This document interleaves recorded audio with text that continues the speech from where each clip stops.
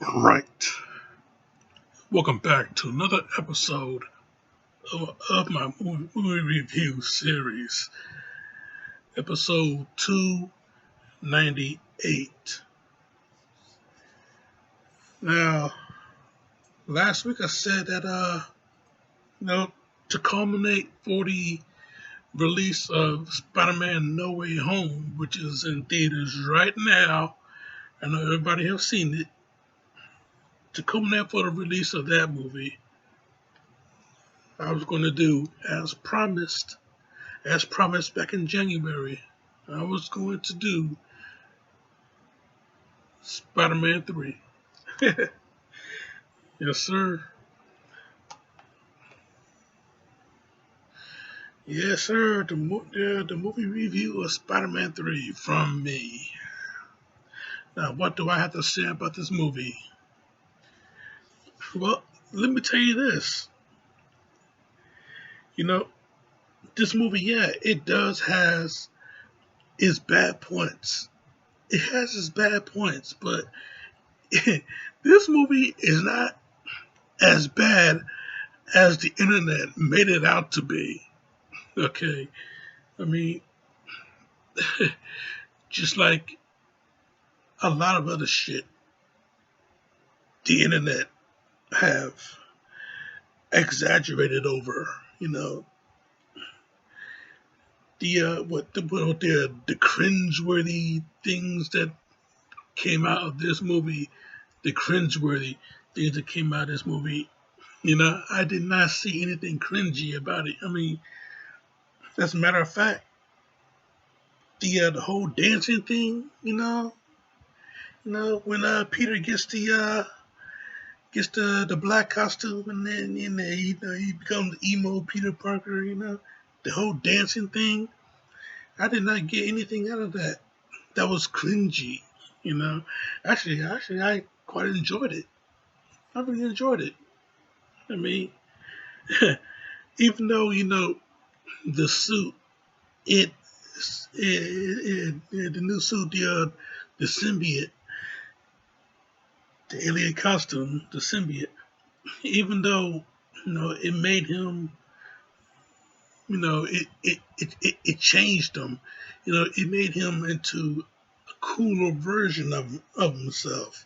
But at the same time, this is still nerdy Peter Parker we're talking about. So yeah, if you see a nerdy guy being cool and he pretty much pulling the shit off. I mean, you know, walking down the street, you know,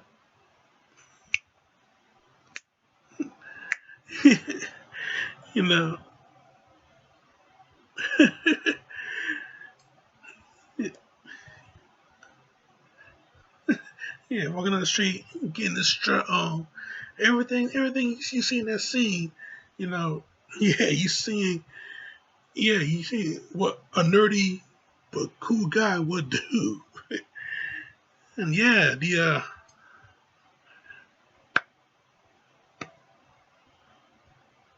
I mean, yeah, I had a blast just watching that. Really, just like when I saw this movie back in the theaters back in 2007. Yeah, I had a blast watching it. Still, to this day, I had a blast watching it. And yeah, there was nothing really wrong with it. Like I said, yeah, this movie, you know, it's not as bad as the internet made it out to be. So yeah, you know, but yeah, this movie did have its bad points, and a lot of them. But still, not as bad as the internet made it out to be. But yeah, man, Spider-Man 3, 2007. You know, Tobey Maguire, Kirsten Dunst, James Franco. They all come back.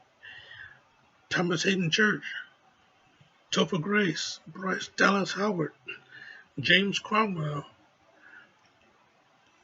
They all come in. And, of course, Rosemary Harris and J.K. Simmons, they all come back. But yeah, man, Yeah, a lot of good points and not a, a lot of good points, not a lot of bad points. Yeah, the fact that yeah, this movie, yeah, as far as the usage of the villains, this movie is poorly written in that aspect. I'll say that right there. I mean, all in all, this movie is mostly about the alien costume, the black Spider-Man costume, the symbiote costume. All in all, this entire movie is about that, and that's what they should have done. Made it about that. I mean, using a character like Sandman, very wasted. I mean, hey, you turn what was a, a, I mean, this guy in the comics, he is just bad. He is bad for the sake of being bad. And they turn a character that is bad for the sake of being bad to sympath- a sympathetic character. I mean, he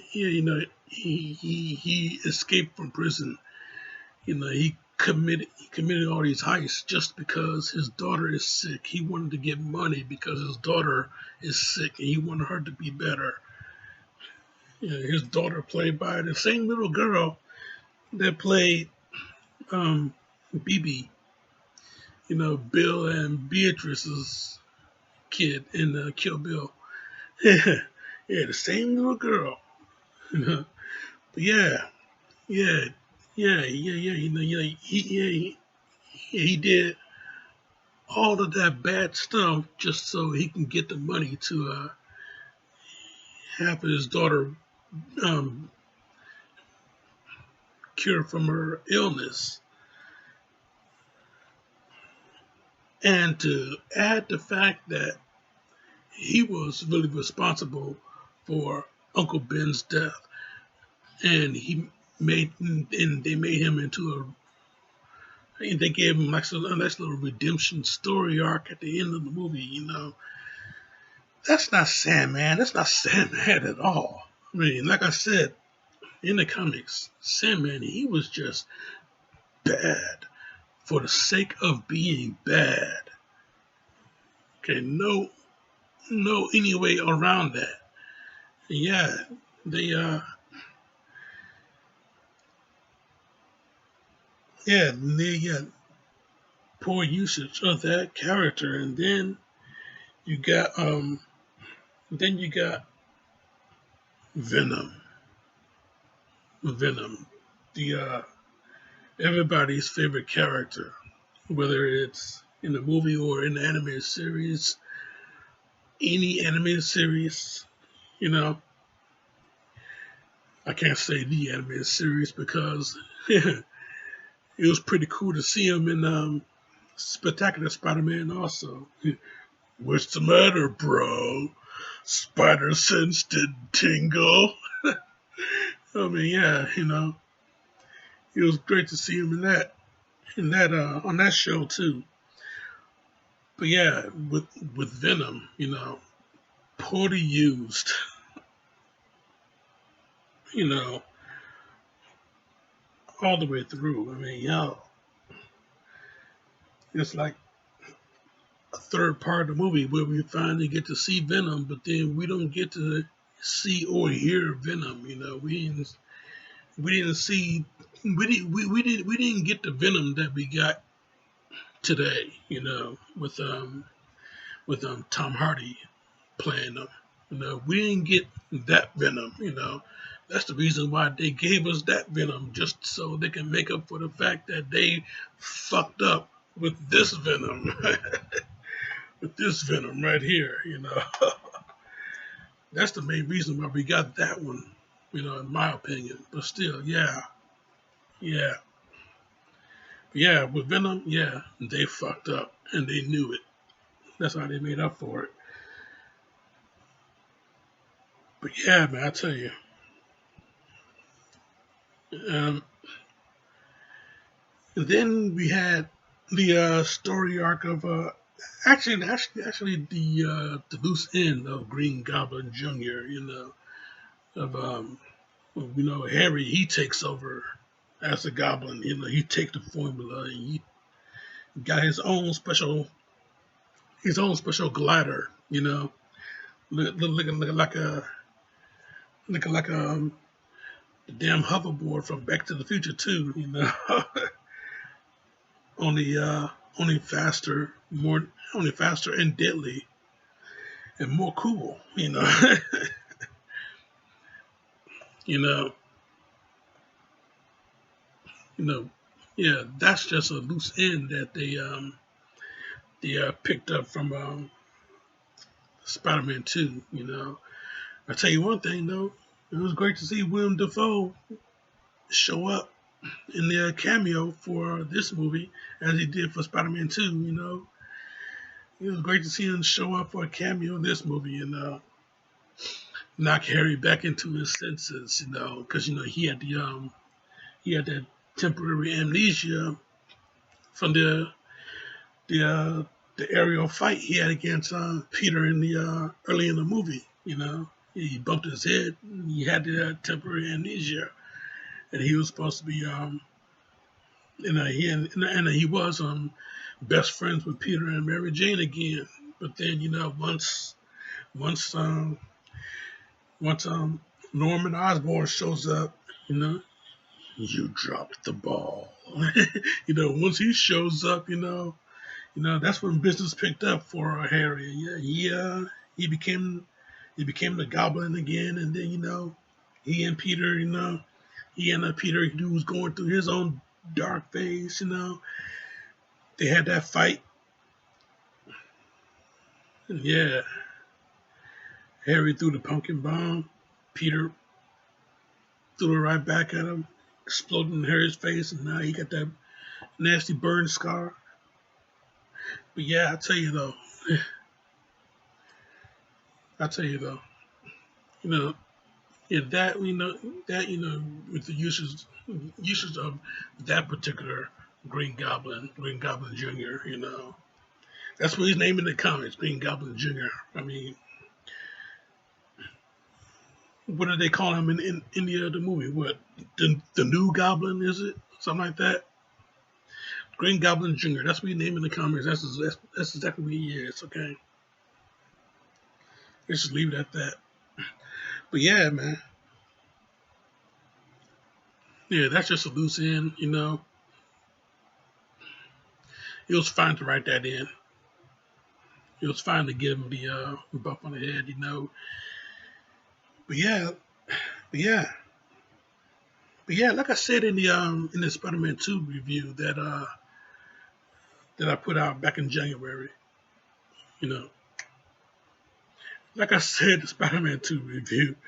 You know, yeah, this movie, this movie is the end of the life cycle of the entire Spider-Man trilogy. The first movie, pretty much the birth of these characters, and then we saw them live life in the second one, and then the third one, the characters of Peter and Mary Jane and Harry. We saw their birth, and then we saw them live life, and then now we see their death, basically. You know, how they, how their friendship progressed, and then how it ended, and then we saw that after Peter pretty much kicked the habit, he and Mary Jane, we saw that they're they're going to be okay now. They're going to they come back to each other. They have that embrace, and we see that they're going to be okay. It's going to be a slow process, step by step. But they're going to be okay. But yeah, you know, the symbolism in this movie, symbolism is very strong in the Spider-Man films anyway. Symbolism is very strong, and his powers is pretty much the symbol. It's pretty much um, the the object of that symbolism. You know, his powers. How he got them in the first one. It was just like, yeah, it was the birth of him. It was the birth of him, and then when we saw that he was going through a lot of shit, and and stress make you unfocused. That's why he was losing his powers. He was having a glitch in the matrix pretty much. He was losing his powers because everything that was going down. You know, stress make you it was a symbolism of stress. It made him unfocused, and yeah, he didn't know what the hell was going on with him. And then with this movie right here, the symbolism for his powers in this movie was the fact that he got he took an alternate route to he took an alternate route, and it pretty much destroyed his relationship with Mary Jane, and it pretty much destroyed Harry also.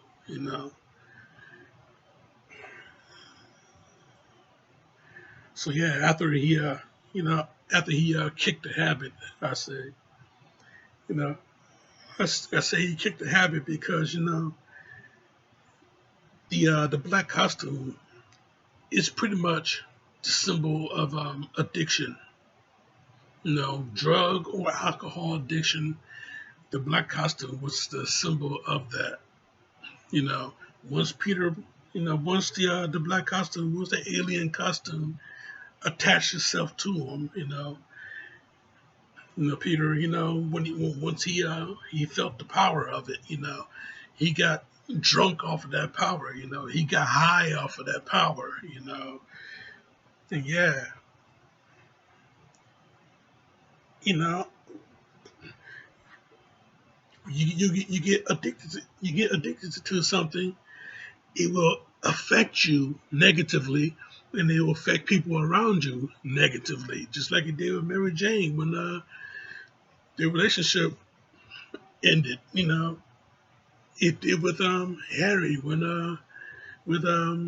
Harry, well, hey, he had his own demons that he was dealing with because you know his hatred for Spider-Man, and he was fucking with Peter because he knows that he's Spider-Man, and everything like that, and yeah, he's getting his own personal revenge, and yeah, that pretty much helped him with the breakup with Mary Jane, and yeah, I tell you, once once Harry, once he pretty much got his own wake up call, and he went to fight with Peter instead of against him at the end of the movie with the help of giant Sandman and Venom, what they call Venom, their version of Venom. When they got to the 2-on-2 tag match, the tag team match for the championship at the end of the movie, when they got into that, you know, they both kicked the habit, and they became best friends again for a short moment, because that's when the death of the friendship really progressed, when Harry died. Yeah, spoilers, I know. I mean, hey, this is Spider-Man 3. People seen it already. But yeah, I tell you though, yeah, this movie though, you know, yeah, it's not as bad as it was made out to be. exaggeration from the internet. But yeah, it does have a lot of misses. It has some pretty good hits too. I mean, seeing Bryce Dallas Howard as Gwen Stacy, seeing her as Gwen Stacy, that was like a little bit of breath of fresh air because we finally get to see Gwen Stacy, but we don't get to see Gwen Stacy the way we saw her in the Amazing Spider-Man 2. We get to see Gwen Stacy alive, but we get to see her pretty much as a not a catalyst, but pretty much as um, a pawn. Yeah, yeah, Peter used her as a pawn, and just because he and Mary Jane broke up, he's gonna use her. And he had that nice little dance number at the jazz cafe, But yeah, mm, yeah, when she realized that she was just a pawn in that whole thing, she wasn't no part of it. And like I said, addiction, it will affect you and it'll affect people around you. Gwen Stacy didn't know what she was getting herself into, and that's what she found out too late, but she got out of it. You know, she got out of it. She didn't want nothing to. She didn't want nothing to do with that, and she just left. And then it was back to Peter and Mary Jane again. But yeah, you know, like I said, at the end, those two they come back together and they all they got now. Now that Harry is gone, they all they got, and yeah, things going to progress. It's going to be a slow process, but step by step, you know, they're going to get through it, you know, step by step, like 12 steps. They're going to get through it. Yeah, the black costume is a symbol of addiction. Yeah, he got off on that power, man. He got high off of that power. He got drunk off of that power, and he couldn't stop, man. He had to get more of it. But yeah, this movie though, it's an okay movie.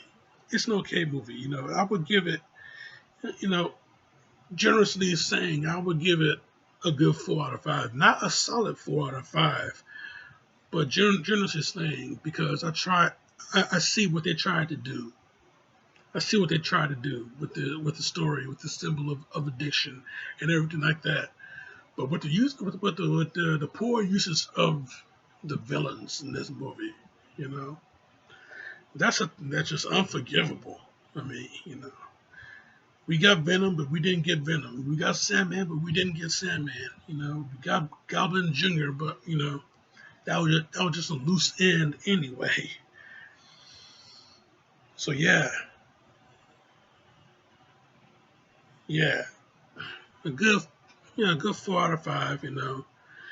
It's a throwaway 4 out of 5. You know, you know, if you're a completist, you can check out this movie just because. But if you're a huge fan of the Spider-Man films, then first and second one, and Spider-Man 2.1, just to add to your collectors items, you know. But yeah, yeah, that's all that is, man. That's all that is. That's my 4 out of 5. That's my review, Jack. I'm sticking to it. But yeah, man, this is it, man. This was it. The last one, the last review of the entire calendar year of my movie review series. Season 6 is now over. Man, season 6 is now over. Yeah, and to culminate for the release of Spider-Man No Way Home. I bring to you Spider-Man 3. I bring to you Spider-Man 3. Just as promised. I kept my promise the entire year since January. And yeah, here we are. Here we are, the end of the year. And yeah, my last movie review for the season. But yeah, next year though. Next year, man. Next year. Next year I'm coming back with a whole other review. Next year I'm going to come back with a whole other slew of great things that I didn't even have the chance to cover yet. I mean, I feel like that I scratched the surface with all these movie reviews that I've done. All 298 movie reviews that I have done. I felt that I pretty much scratched the surface because I didn't even get to all the big ones yet. You know, the Indiana Joneses, the Star Trek films. Not all of them I'm going to cover, but I'm going to cover a few Star Trek films next year. The Star Wars films I'm going to cover next year. Man, we're going to hit you with Jurassic Park, the first one, next year. I'm going to hit you with a lot of good shit next year.